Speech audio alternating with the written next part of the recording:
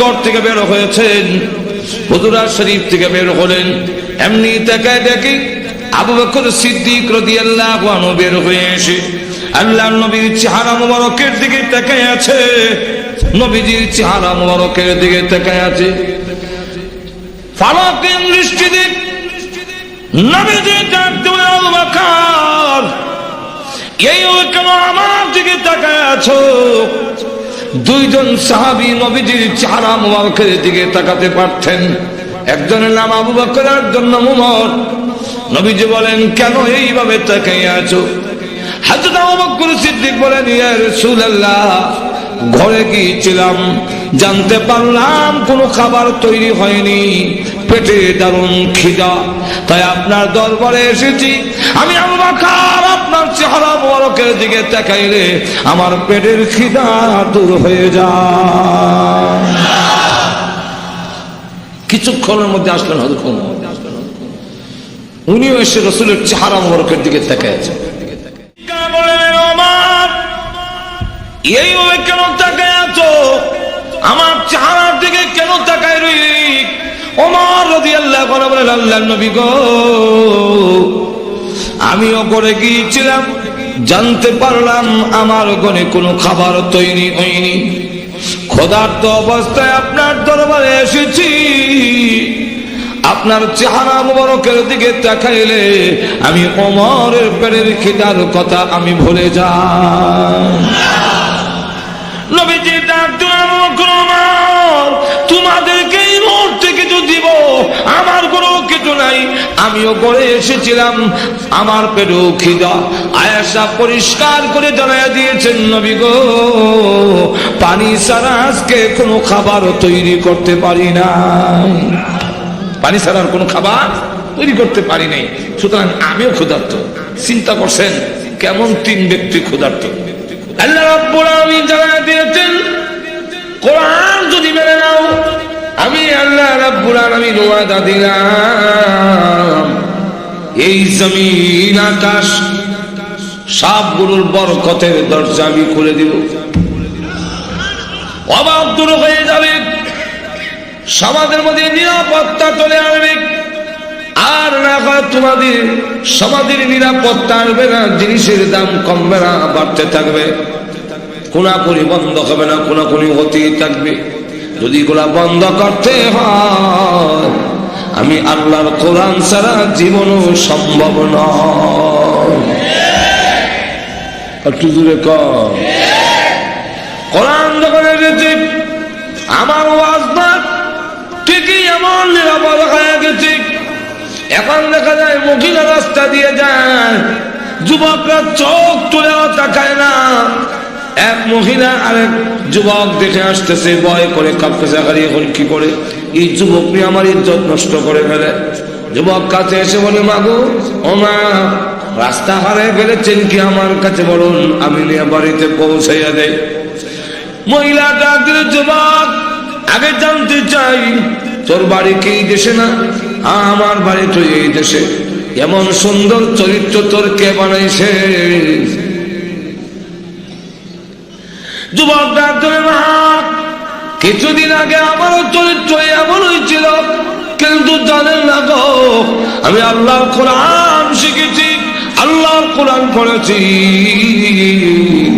আল্লাহর কোরআন আমাকে শিক্ষা দিয়েছে গো মা, এই জমিনে কেউ না দেখলো আমার আল্লাহ আমাকে দেখতেছে। কিয়ামতের মাঠে আল্লাহর সামনে দাঁড়ায় জবাবদিহি করতে হবে গো মা, এই কারণে আমি এখন জিনার মতো গুনাহ ছেড়ে দিয়েছি।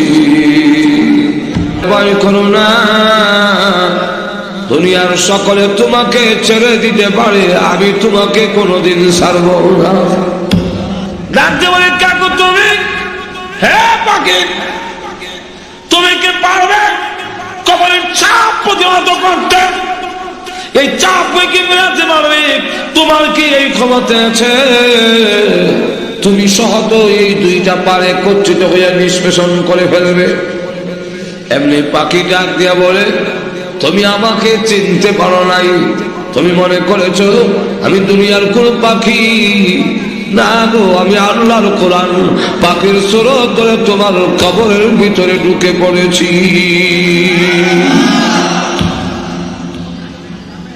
সব তোমাকে ছেড়ে দিতে পারে, আমি আল্লাহর কোরআন তোমাকে ছেড়ে দিতে পারি না।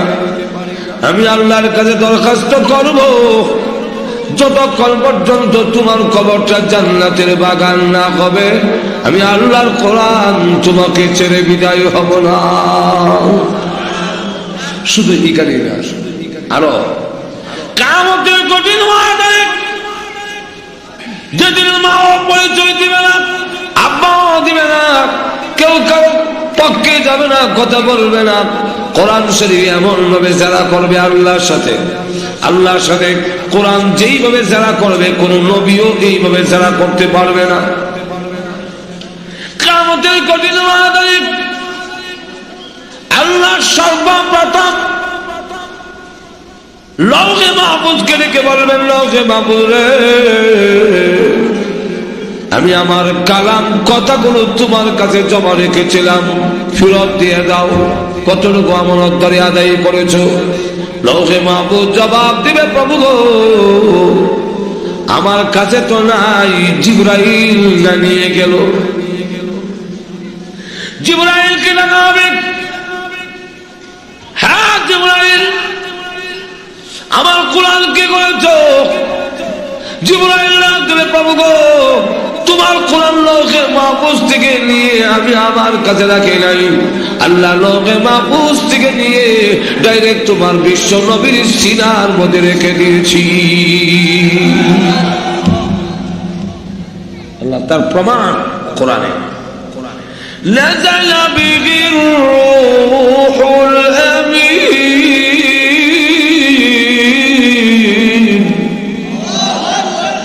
আলা কলবিকা লিতাকুনা মিনাল মুনযিরিন। আল্লাহ আলা কলবিকা, আই কলবে মুহাম্মদ সাল্লাল্লাহু আলাইহি ওয়াসাল্লাম, মুহাম্মদ সাল্লাল্লাহু আলাইহি ওয়াসাল্লামের সিনার উপরে আমি রেখে দিয়েছি।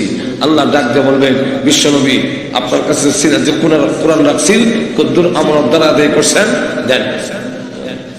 রাসূল কো, আল্লাহ আমি তো আগে আইছি, উম্মত আইছে পরে, ১৬ লক্ষ সাহাবীদের সামনে ভাষণ দিয়া কোরআন শরীফ আমি আমার উম্মতের কাছে ছেড়ে এসেছি। একটু ধরে প্রমাণ আসেনি, একটু ধরে আসেনি। রাসূল বলেন, তারাকতু ফীকুম আমরাইন লান তাদিল্লু মা তামাসসাকতুম বিহিমা, কিতাবাল্লাহি ওয়া সুন্নাতে রাসূলি। আমি চলে যাই, দুইটা জিনিস শিক্ষা দিই, একটার নাম আল্লাহর কিতাব, আর একটা হলো আমার হাদিস, আমার সুন্নত। আমি আর কাছে, হে উম্মত মুহাম্মদী, লাইনে দাঁড়াও, ফাইলে দাঁড়াও, জবাব দাও, কোরআনের কতটুকু জিম্মাদারি আদায় করছো? ইয়া আল্লাহ, কোরআনের পরিপূর্ণ জবাব দিয়া, জিম্মাদারির পরিপূর্ণ জবাব দিয়া জান্নাতে যাওয়ার ক্ষমতা কি আমাদের আছে? একটু তো দেখা বিশ্ব নবী ডাক দেওয়া, প্রভু গো, একটু সময় দেন আমাকে এদের জিজ্ঞাসা করার আগে। আপনি সময় নিয়ে কি করবেন? আল্লাহ, আমি আদম নবীর কাছে যাব, যান আপনাকে সময় দিলাম, আদম নবীর কাছে যাবেন। তখন আদম নবী ওই যে আমার উম্মত লাইনে দাঁড়াইছে, এরা পরিপূর্ণভাবে জবাব দিতে পারবে না, যদিও আমার উম্মত আপনারই সন্তান। চলুন, আপনিও চলুন, আল্লাহর কাছে যাই, দুজনকে দরখাস্ত করি, আল্লাহ যেন পরিপূর্ণ জিজ্ঞাসা না কইরা এদের ছেড়ে দেয়। আদম আলাইহিস সালাম বলেন, চলেন যাই, আপনি সকলের আব্বা এবং আপনি সর্বপ্রথম নবী, আর আমি হলাম সর্বশেষ নবী। তাহলে দুই নবী যদি যাইব, আদম আলাইহিস সালাম, বোঝা গেল পুরা নবীদের জামাতই এর ভিতরে আছে, প্রথম এবং শেষ নবী আছেন। আদম আলাইহিস সালাম বলেন, না পারবো না, আজকে কিয়ামতের মাঠে আমার সন্তানের পক্ষে কথা বলতে আমি পারবো না, আমার ভয় হয়।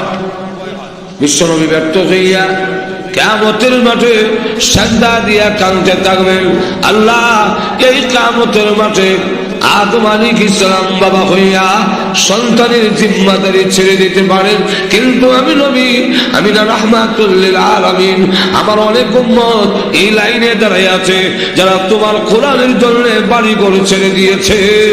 আল্লাহ অনেক কষ্ট করেছে, এমন অনেক উম্মত আছে যাদের বাড়ি কোথায়, শ্রীপুর, গাজীপুর, এত দূরে বাড়ি, জীবনে কোনোদিন তোমাকে দেখে নাই, আমি নবীকেও দেখে নাই, কিন্তু কোরআন জাগিয়ে দিল, কোরআন সিনার মধ্যে রাখলো, খাইয়া না খাইয়া কোরআনের ভিতর মেহনত করলো, ত্রুটি তো অবশ্যই তার থাকবে গো আল্লাহ।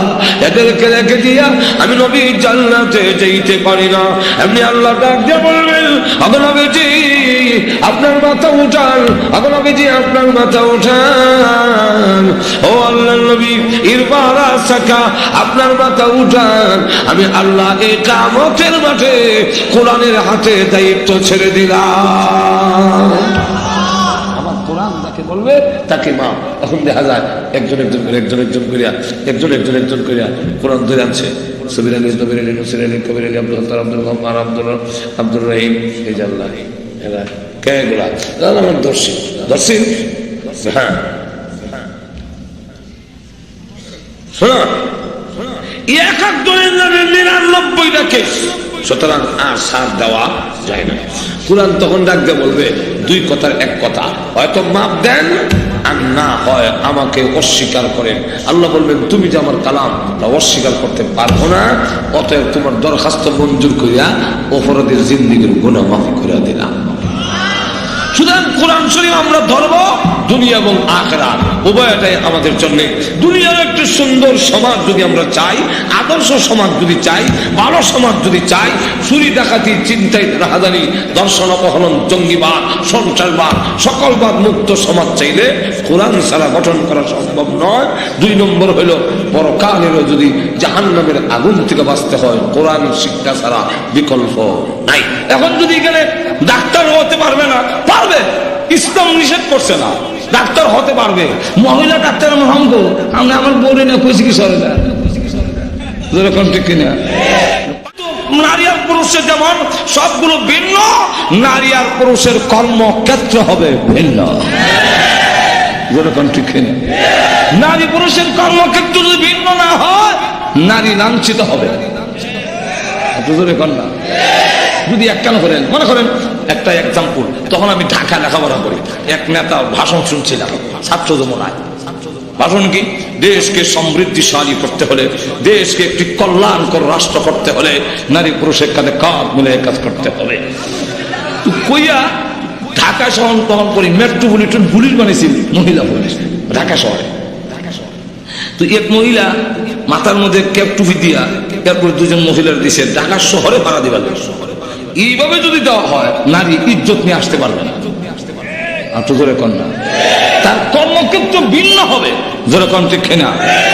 ইসলাম নারীর সম্মান খুব দিয়েছেন, ইসলাম নারীর ইজ্জত এত উপরে দিয়েছেন, আমাদেরকে জানাই দিচ্ছেন ইন্নাল জান্নাতা তাহতা আকদামি উম্মাহাতিকুম, তোমাদের জান্নাত হলো মার পায়ের তলায়। নবী হোক, অলি হোক, গাউস হোক, কুতুব হোক, হাফেজ হোক, মৌলানা হোক, অ্যাডভোকেট হোক, যাই হোক, মাকে সম্মান করতে হবে। এবং রাসূল এমন নবী দিয়েছেন যে ছোট বাচ্চার থেকে ধরে একটা, আপনার যদি প্রথম কন্যা সন্তান হয়, ইসলাম ঘোষণা দিছে আপনার কন্যা সন্তানটা যে হইল, এই জন্য আল্লাহর রাসূল বলেন তোমার স্ত্রী ভাগ্যবতী প্রথম যদি মেয়ে হয়, ছেলে হইলে ভাগ্যবতী বলে। আল্লাহ রাসূল বলছেন তোমার ছেলে আছে মেয়ে আছে, চকলেট আনছো, ছেলের হাতে আগে দিও না, মেয়ের হাতে আগে দাও।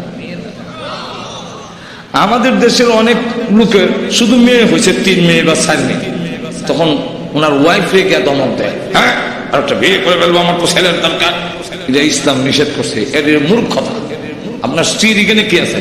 যদি স্ত্রী আবার বলে, যদি এমন সমান অধিকার হয়, তো স্ত্রী বলবে আমি একটা জামাই নিয়ে নেব। মাজুর এখন ঠিক কিনা, যুক্তিসঙ্গত কথা, মাজুর এখন ঠিক কিনা। এমন লক্ষ্য করে দেখেন, ইসলাম আমরা না জানার কারণে বউ শাসন গেলাম, আমার ছেলে হয় না গেলে, আচ্ছা এখানে মার কি করার? একটু ধরে কন এরপরে আবার মহিলারা শেষ পর্যন্ত স্বামীর সাবু বইয়া আর কি করবে জানেও না, কোন পদ্ধতিও জানা নাই, তখন সেও যন্ত্রণায়, তখন একটা খাসি লিয়া জায়গা বাবার দরবারে কোনো মাজার টাজার থাকলে সেখানে যায়, ওইখানে গিয়ে মাটি আবার আমার নিজের দেখা মাটি এখানে হয়তো লাগায়, বাবা 3টে মেয়ে হয়েছে, এইবার যে কি আছে জানি না, একটা খাসি লিয়েছি এটা রাখো, আর আমার টেনশন এটা উল্টা হতে গেল, উল্টা হতে জোরে কোন ঠিক কিনা? এই ব্যাপারে আল্লাহর রসুল কি বলছেন শোনেন, কত বড় আপনাকে মেয়ের পক্ষে আল্লাহর রসুল মানে সাপোর্ট দিচ্ছেন, লক্ষ্য করেন। আল্লাহ রসুল বলেন, ও মেয়ের বাবা, তোমার যদি শুধু মেয়ে থাকে, ছেলে না থাকে, তুমি ঘাবড়াও না, তুমি আনন্দিত হও, তুমি খুশি হও, এর কারণ তুমিও মেয়ের বাপ, আমি বিশ্ব নবীও মেয়ের বাপ, তোমার হাসর হবে আমার হাসর। এর চাইতে বড় আর পুরস্কার কি দিতে পারেন? নজর কোন ঠিক কিনা? আরো জোরে। আর যদি নারী পুরুষের সমান এক ক্ষেত্র করে ফেলেন, তাহলে ইজ্জত নিয়ে গড়ে যেতে পারবে না। নারী আর পুরুষ মিলে সমান হয় না, সেখানে নারীটা ঠকে যাবে। আর আমরা বলি সমান অধিকার, কিন্তু অধিকার দেই না, দেই ঘাটতি। প্রথম জমানায় যখন ওয়াজে নামলাম, আমি আর এক বক্তা একসাথে ওয়াজে যাই, তো ওনার আর আমি 2 বছরের ছোট বড়, ছোট রিক্সাতে যাচ্ছি, রিক্সাতে নেমে 1 কিলোমিটার যাইতে হয় হাইটে। ওনার একটা ব্যাগ আছে, আমার ব্যাগ নাই। ওনার আবার অভ্যস্ত হইলো ওনার সাথে যে থাকে ব্যাগটা তার হাতে দেয়, আমাকে দিবে কেমন? আমি দাওয়াতি মেহমান না, তো আমার মানা না, আমার লঙ্গিটা খুলে গেছে, একটু ব্যাগটার দরে, একজনের লঙ্গি খুলে গেছে, ব্যাগে ধরবো না, আমি ধরলাম ব্যাগে, এখন লঙ্গি করতে নাড়াছাড়া দিয়ে আরে ব্যাগটা নেয়। তখন তো আমি বুঝছি লঙ্গি পিন্দার বাহানা দিয়ে গাঠটি আমার দিয়ে দিয়েছেন। আমিও 40 কদম গিয়া বললাম, মালানা আমার লঙ্গিটা খুলে গেছে, ব্যাগটা আপনি নিয়ে আসবেন। যেইভাবে লঙ্গি পিন্দার বাহানা দিয়ে গাঠটি আমার দেওয়া হইতেছে, ঠিক সমান অধিকারের নাম দিয়ে হেরা পুরুষের গাঠটিটা নারীর মাথায় দেওয়া হচ্ছে, এটা বুঝতে হবে। অথচ সমান দিলে নারী ঠকবে, এই কথাটা বুঝাইব কে? যে নারীর সমান দিতে চান যদি নারী ঠকবো, কারণ নারীর বন্ডক আরো কিছু বন্ডক আছে, আরো কিছু আছে, তো আপনি একটা সমান করে দিলে নারী ঠকবে না? আমি একটা এক্সাম্পল দিলে বুঝবেন। আমার ছাত্র জীবনের মাঠ খুনাখুনি বাড়ির থেকে যাই, তো দেখি মাঠে এক লোক চাষাবাদ করতেছে, তো সকলের তো 2টা বলদ থাকে না, কি বলেন ঠিক না? তো এক লোকের একটা বলদ, একদিকে একটা বলদ, আর আরেক দিকে আরেকটা গাভী, তার 2টা বলদ নাই। কাজের একটা দেওয়া হয়, এটা আমাদের দেশে কয় জোয়াল, আপনারা কি করেন জানি না। জোয়ালের মাঝখানে যে একটা কাড়ি থাকে দেখছেন, এই মাঝখানের কাড়িটার মধ্যে লাঙ্গল বাঁধে, কি বলেন ঠিক না? কিন্তু উনি বড়দের দিকে একটু চাপাইয়া বাঁধছেন, মাঝখানে বাঁধবেন। তা আমি দেখে বললাম, চাচা এই জুলুম করলেন কেন, মাঝখানে দিলেন না? আমার জবাব দেয়, জুলুম করছি না, ইনসাফ করছি। কি করছে? আমি বললাম, এইভাবে সাফাই দিয়ে আবার ইনসাফ? বলে হয় ইনসাফ। চাচা এটা ইনসাফ কেমন হইলো? তুমি ছাত্র মানুষ, বুঝবা না, আরো বড় হও। আমিও বললাম, চাচা বড় হইয়া আপনারা ফাইনা না হয় কি বিশ্বাস, এখনই আমার বোঝাই দেন। তখন আমার কয়, মাঝখানে দিলে গাড়িটা টকবো, সমান দিলে দেখেন কি বুঝে, আর আমরা বুঝি না। মাঝখানে দিলে একটু জোরে কোন কে ঠকবে? গাভীরা ঠকবে। কিভাবে? চাচা কিভাবে? 2 দিক থেকে ঠকবো, 2 দিক থেকে, একদিক না। কিভাবে বলেন? গাভীরা বাছুরও দেয়, আবার দুধও দেয়। আর বলদটা এটা বাছুরও দেয় না, না দেয় নাকি আপনারা এদিকে? না, এখন যদি সমান দেই, তার বন্ডকে কি? জোয়ালের বার সমান বাছুর, জোয়ালের বার সমান দুধ, বলদ বার সমান বাছুরও নাই, দুধও নাই। কথাটা বুঝতেছেন? তাহলে এখন অবস্থা কি হবে? বাছুর যখন দেয় গাই, তুই যখন বাছুর দেস, দুধ দেস, তাহলে জোয়ালের বোঝাটা কম টানবি। এই বড়, তুই যখন বাছুরও দিবি না, দুধও দিবি না, জোয়ালের বোঝাটা একটু বেশি টান। এটা হলো আমি মালিকের ইনসাফ।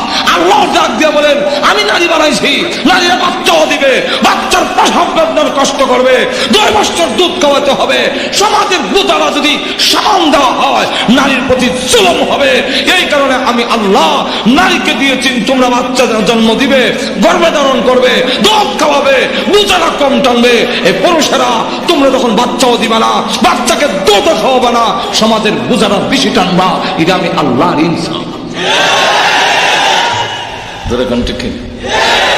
আল্লাহ, আমরা অনেক সময় বলতে মনে করি যে নারীকে ইসলাম ঠকাইছে, আসলে ঠকাইছে? আচ্ছা বলেন, ইসলাম ছাড়া কোন ধর্মে বাবার সম্পত্তিতে মেয়ের কোন অংশ নেই, একমাত্র ইসলাম। আপনার ইসলামও তো গাড়া যারা ভাই হিদি দেখেন না, ভারত দিয়ে মেয়ে লোকের কোন অংশ নাই, ছিলেন না কেন? হুজুর এখন ঠিক কিনা?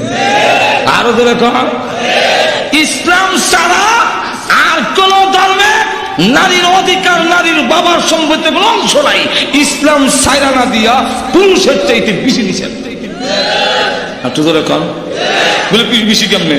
ছাইরা না দিলে 16 আনা সম্পত্তির মধ্যে ছেলে আমার